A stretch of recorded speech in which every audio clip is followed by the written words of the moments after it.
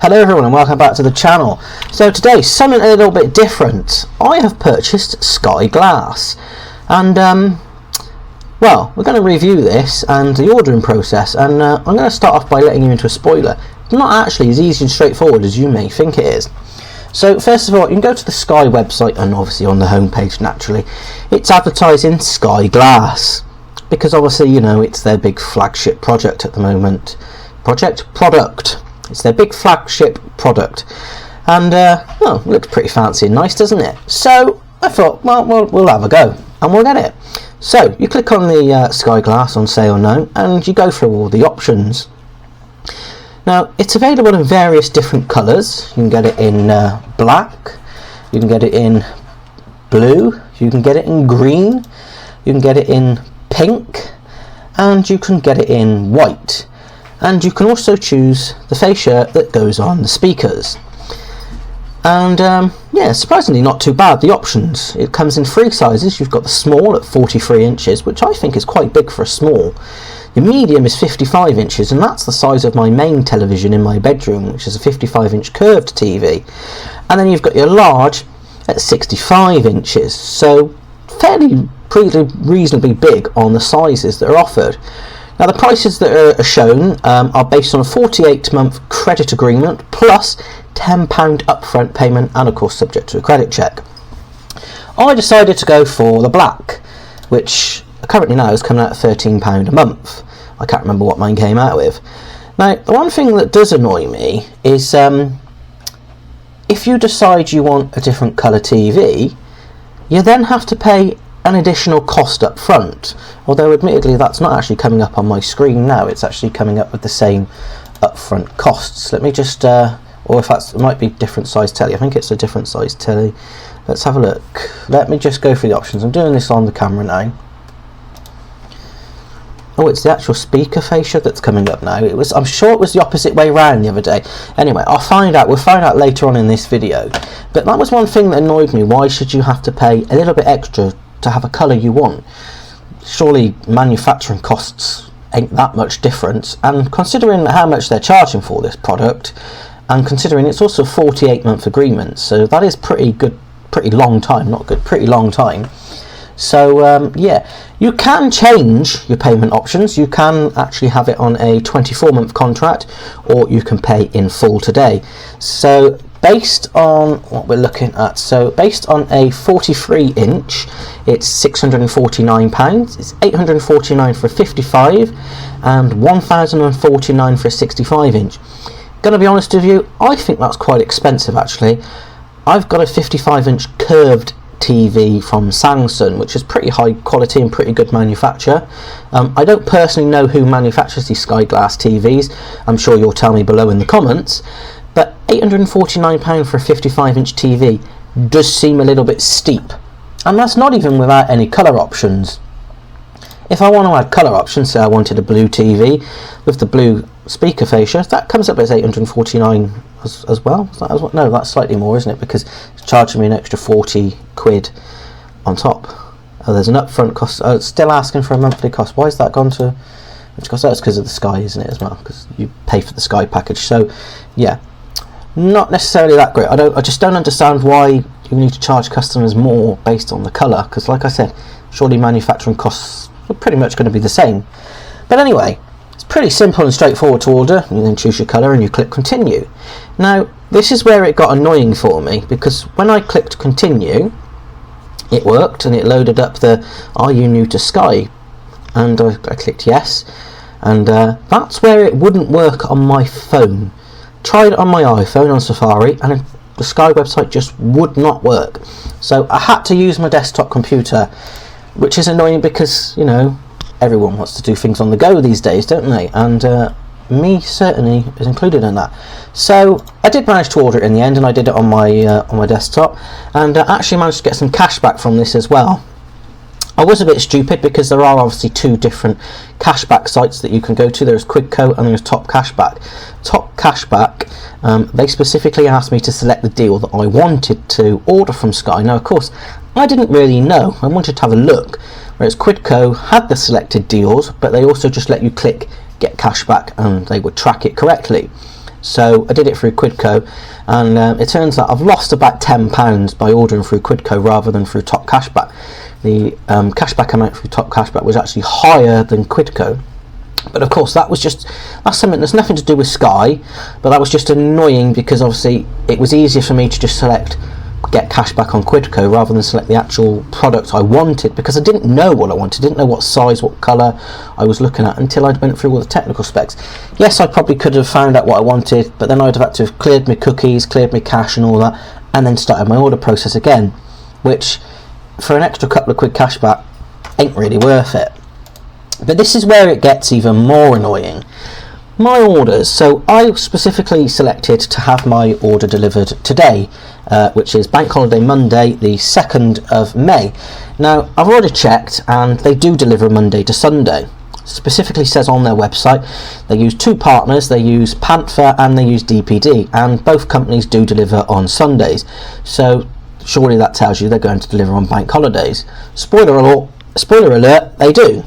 However, this is where I did get a bit annoyed by it. It tells me that my order has been placed, but it doesn't tell me my order has been dispatched, which then I'm thinking the night before delivery, so yesterday night, Sunday night, at 8:30, my order still hadn't been dispatched. So there's me thinking it's definitely not coming. Who's going to dispatch an order late at night and get it to me ready for the next day? So I rang Sky up, and Sky were pretty good. They were really helpful and said there's no further updates to my order. However, he doesn't see no reason as to why my order won't be delivered tomorrow, aka today. So I was like, okay, I'll have faith in them. About an hour or so later, I got a text message from Panther to say they've received my order and it'll be delivered me between, what time did they give me? They've given me a 2-hour time slot of between 2:12 p.m. and 4:12 p.m, very precise. And I am drop number 18 of 20. Great. So I clicked my tracking link and there is no updates. It just says the order has been scheduled for delivery, which happened to be on the date and time that I actually ordered the product. That's annoying.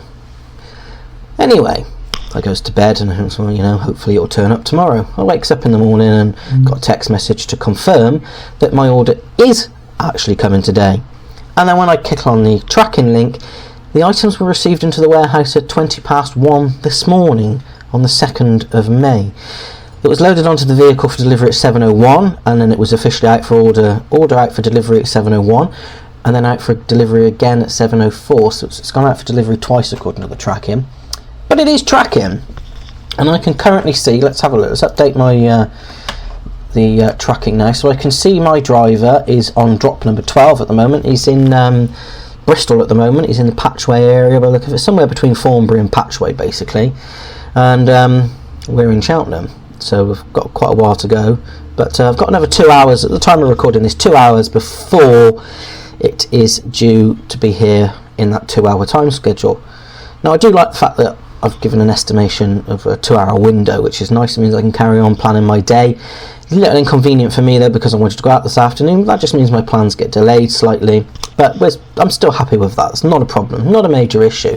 That's just something that is annoying, but it'd be the way the route's planned. But that obviously bugged me that it didn't get dispatched until last minute. It was last night, 1 o'clock in the morning, that the item was received into the warehouse. Now, I suspect Panther, which are the chosen delivery partner here, probably actually have the Sky Glass TVs, and they're the ones that have them, they deliver them, they do all of the logistics side of it. Because when I spoke to Sky last night, I was actually given a telephone number to ring the delivery company, and of course that was Panther. He says these people are the ones that do all the deliveries and the orders and whatnot. So I can obviously assume that Panther take care of everything for Sky. Sky tell them who it's going out to, with what colours, what speaker fascias, what dates, and then Panther just do as they're told. They're basically paid to do it all. They're the warehouse, they're the distribution company, aren't they? So I suspect that's the way it is, but it is a little bit piss poor if I'm totally honest with you. Ordering process, as I said, was straightforward, apart from the fact it wouldn't work on my phone. I did try it with content blockers enabled and without content blockers enabled, and still didn't work, so I don't know whether it was just because of settings on my phone or what, but that obviously was somewhat annoying. And obviously, admittedly, the Sky website is a bit slow. But it has now updated, and it does say that my delivery date is today expected. My order has been dispatched, and it just says that it's expected delivery date. It doesn't actually tell me it's out for delivery, it just says it's in progress. I've actually got to click the tracking to actually see that it is out for delivery. So yeah, so interested. But yeah, that's it for now. I'm going to go and do a few things, because we've got a few hours yet before this arrives. So for me it'll be a few hours, for you it'll be a matter of seconds, and we'll be back to see the delivery and unboxing, and we'll get it all set up and see how easy it is. One thing I should also mention, worthwhile mentioning, you don't actually have to have Sky Broadband to have Sky Glass. You can have it with any broadband provider. However, Sky do specifically tell you that you do require a minimum of 10 megabits per second, and the recommendation is 25 megabits per second. They do recommend using Wi-Fi, which I'm quite surprised about really, because surely to get the best from your TV that's getting all of its information from the internet, because there's no Sky dish required, it's all through the internet, surely the recommendation would be to use Ethernet. Now, I'm quite lucky where my TV is going, it's replacing an existing TV, and that existing TV had an Ethernet cable connected to it. So I'm ready to connect straight to Ethernet. I'd rather connect to Ethernet myself anyway. It's a personal preference. Most people probably would anyway. You'll find the connection will be more stable. I'm quite lucky. My broadband connection averages about 74-75 megabits per second, so I'm well above the requirements for Sky Glass. Yes, unfortunately, I'm not in one of these areas that has the really super duper fast broadband. When I do get it in my area, I will upgrade. But 74 megabits per second, to be fair, does me good as a single man, and somebody who has a daughter who doesn't rely on the internet. But even when there was two of us in the household, 75 megabits per second is pretty good anyway. So we'll be connecting this TV up through an Ethernet connection, through a wired connection. We won't be going through the wireless option. But yeah, we'll see you in a second, and we'll see how this really does go and how the delivery goes, and we'll see if the delivery man actually rings me to say, I don't know where you are, because that's what I'm expecting. And I know they've got my mobile number because they've texted me already this morning. So see you in a bit.